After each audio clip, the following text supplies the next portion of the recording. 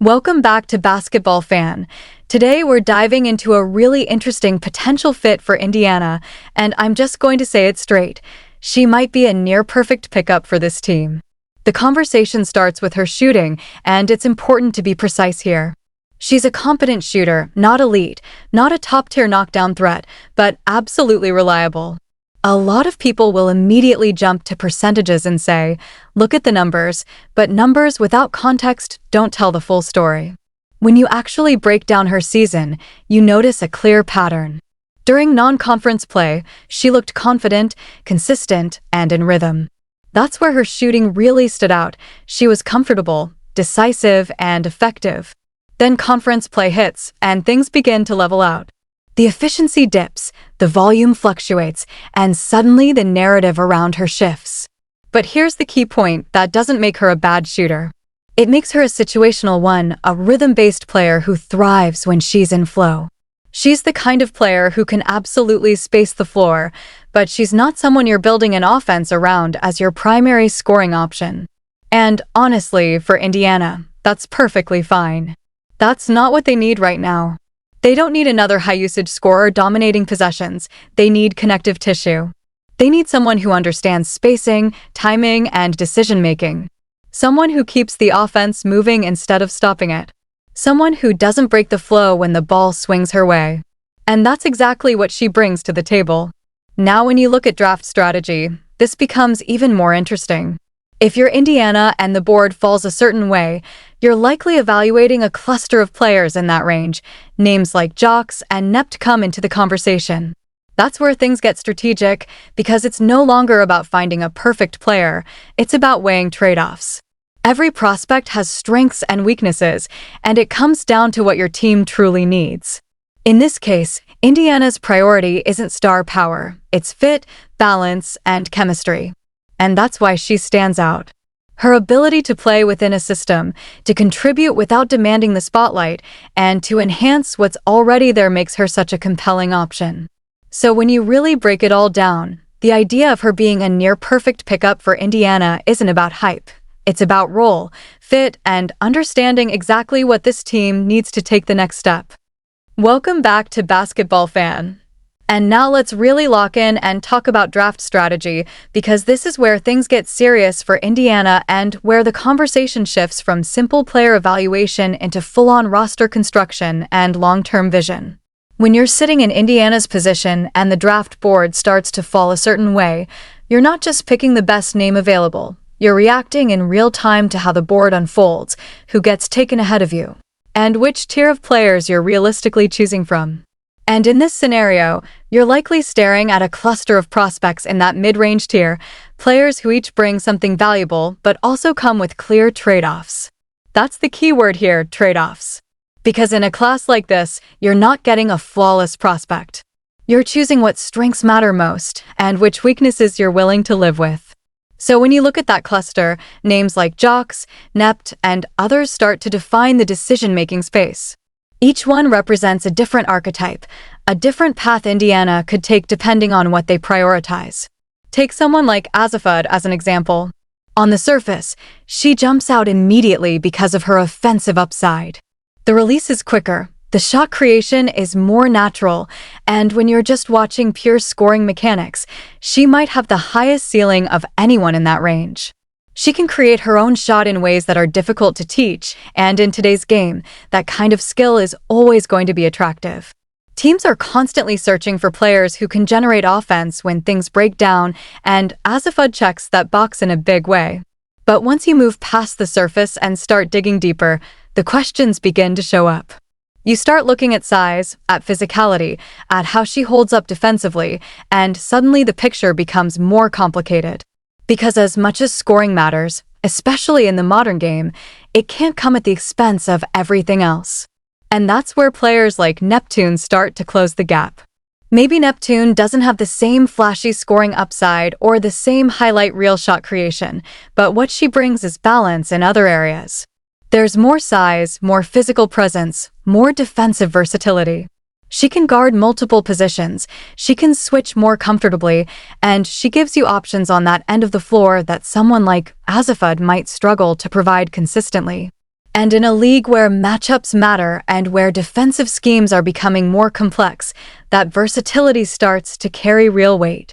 So now you're looking at two very different profiles, one leaning heavily into offensive upside, the other offering a more well-rounded, two-way impact, and you're forced to decide which direction aligns with your team identity. Then you circle back to Jaquez, and what she offers might not jump off the screen in the same way, but it becomes more and more appealing the deeper you go into the evaluation. Because what she brings isn't necessarily flash, it's fit. It's cohesion. It's the ability to slide into an existing system and make everything work just a little bit better. Defensively, she's solid. She's not going to be a liability. She understands positioning, she competes, and she does the little things that don't always show up in highlight packages, but absolutely matter over the course of a season. Offensively, she's not going to hijack possessions or disrupt the flow. She knows her role, she plays within herself, and she makes decisions that keep the offense moving instead of stalling it out. And when you're building around a player like Caitlin Clark, that becomes incredibly important. Because once you have a high-usage, ball-dominant star who is already driving the majority of your offense, the last thing you want is to surround her with players who need the ball just as much to be effective. That's how you end up with redundancy, with overlapping skill sets, and with an offense that feels disjointed instead of dynamic. What you need instead are players who complement that star, who enhance what she does rather than compete with it. You need spacing, you need timing, you need players who can read the game and make quick, smart decisions. And that's exactly where Jaquez starts to separate herself. She might not have the highest ceiling in a vacuum, but within this specific context, her value increases significantly. Now, this is where the cosine factor comes into play, and it's something that can't just be brushed aside or treated like background noise. People sometimes try to downplay it, acting like it doesn't really matter or that front offices operate in a completely isolated, objective bubble. But history tells us otherwise. When a franchise player shows interest, real, public interest, it gets noticed. It doesn't mean that player is making the decision or running the organization, but it absolutely introduces another layer of influence into the process. Front offices are always balancing multiple factors: talent evaluation, team fit, long-term planning, fan engagement, locker room dynamics. And when your cornerstone player is signaling that they believe in someone, that matters. We've seen this pattern before in different forms. When players of that caliber mention certain names, when they highlight specific teammates or potential additions, it often ends up meaning something. It's not random, and it's not coincidental. It's a signal. And in this situation, it feels very similar. If Gabriela Jaquez is sitting there on the board when Indiana is on the clock, it's going to be extremely difficult for them to pass on her. Not impossible, because there are always scenarios where another player might simply be too good to ignore, but unlikely. Because now you're not just evaluating her in isolation. You're evaluating her in the context of your roster, your system, your star player, and the overall direction of your franchise. And when you zoom out even further and look at the bigger picture of this draft class, things become even more interesting. This isn't one of those years where talent is stacked from top to bottom. It's not a deep class where you feel confident that you're getting a difference maker no matter where you pick. In fact, it's almost the opposite. There's a noticeable drop-off after the top tier, and even within that top tier, there isn't a universally agreed-upon superstar. There are players with potential, players who could develop into something special, but there isn't that clear, undeniable number one presence that defines the entire class. You could argue that someone like a Fam has that kind of upside, that ability to eventually become a franchise-altering player, but beyond that, it's a lot of solid prospects rather than game-changing ones. And part of the reason for that comes down to timing. The previous class benefited heavily from fifth-year seniors due to eligibility extensions, which added both depth and experience. That created a stronger, more polished group overall. This class doesn't have that same structure, and as a result, it feels a bit thinner, a bit less defined. So what you're left with is a draft where fit matters more than ever. Because if you're not landing a guaranteed star, then your next best option is to find someone who can immediately contribute in a meaningful way within your system. And that's why Gabriela Jaquez keeps coming back into the conversation for Indiana. Even if she's not the most talented player on the board in a traditional sense, she might be the most useful one for what they're trying to build. And usefulness, in this context, can be just as valuable as upside. Because a player who fits perfectly can elevate the entire team, while a more talented player who doesn't fit can create friction, inefficiency, and missed opportunities. Now, shifting the focus a bit, you also have to look at the college landscape and how it feeds into this draft, and UCLA stands out in a major way. It's actually kind of wild to think about how many players they could potentially have going in the first round. You're talking about a group that includes Kiki Rice, Janiyah Barker, Lauren Betts, and Gabriela Jaquez. That's potentially 4 first-rounders from a single program, which is not something you see often. It speaks to the level of talent they've been able to assemble, but it also highlights just how unique this particular draft class is shaping up to be. And when you combine that with the expected influx of international talent, the first round could end up looking very different from what we're used to.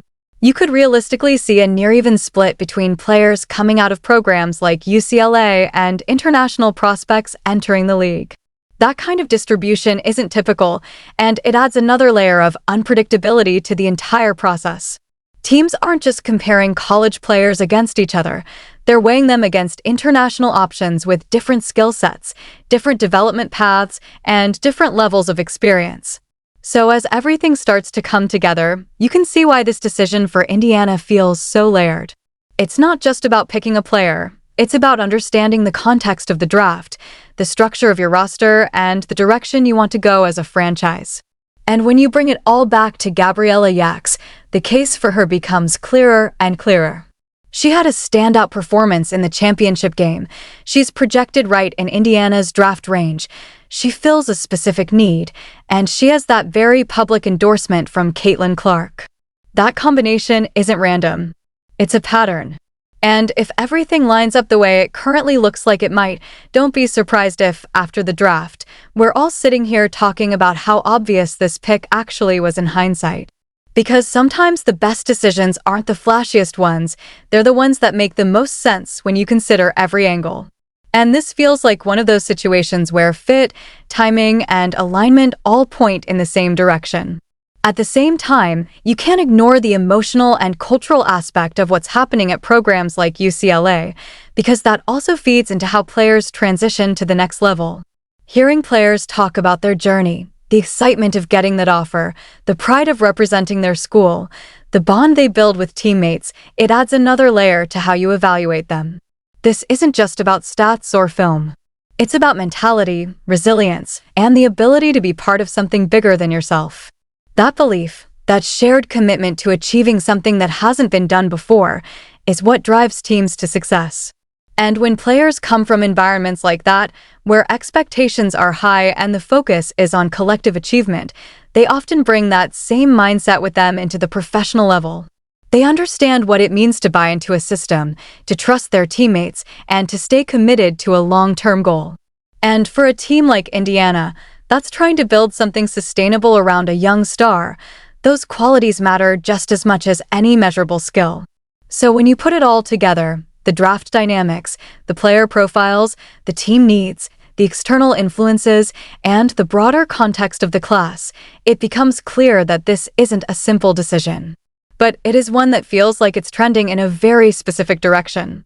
And if things play out the way they're currently lining up, it wouldn't be surprising at all to see Indiana make the move that, in hindsight, everyone realizes was right in front of them the entire time. That's the full breakdown here on Basketball Fan. Let me know what you think, how you see this draft playing out, and whether you agree with the idea that fit should outweigh pure upside in this situation. Don't forget to like, subscribe, and stay locked in for more deep dives like this. I'll catch you in the next one.